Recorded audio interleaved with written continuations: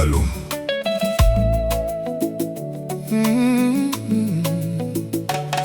Usijiwe hata kama umelemewa na shida kubwa ama uchungu umezidi. Usijiwe, hiyo ni dhambi. Pelekea Yahusha mambo yako yote.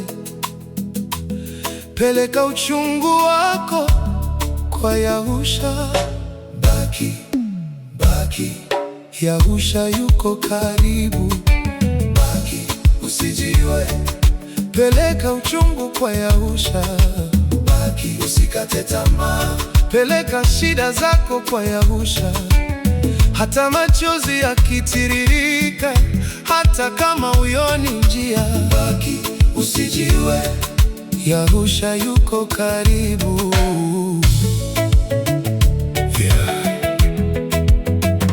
Yahuwa alisema usiue. Maisha yako yanahusika pia. Umeumbwa kwa mfano wa Yahuwa. Una thamani mbele za Muumba wako. Maisha yako si mali yako mwenyewe, ulinunuliwa kwa thamani. Kwa hiyo uchungu unapozidi, jibu si kujichukulia uhai. Mpelekee Yahusha. Baki, usijiwe. Peleka uchungu kwa Yahusha. Baki, usikate tamaa. Peleka shida zako kwa Yahusha. Hata machozi yakitiririka, hata kama huioni njia. Baki, usijiwe. Yahusha yuko karibu. Eliya alilemewa na maisha, akasema imetosha Yahuwa. Lakini Yahuwa hakumpa kifo, alimpa chakula na pumziko. Akamuinua, akampa nguvu, akaendelea na safari yake.